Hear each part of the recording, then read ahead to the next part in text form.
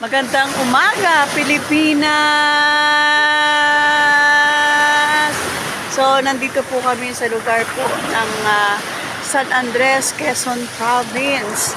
At bago po kami pumunta sa mission mamaya, ayan, ay bilang inimbitahan po, bilang tagapagsalita, ano po, para sa mga tao sa lugar na ito ng Barangay San Andres. Dito muna kami ngayon sa dagat, nagre-refresh. Kasi po yung ating mission mamaya ay magsisimula po ng 8 o'clock hanggang 11 no, ng umaga sa lugar po ng munisipyo po ng San Andres. Ano po? So, inimbitahan po nila tayo para magkaroon po ng paglilingkod para sa ating mga kababayan sa lugar po ng San Andres. Ayan.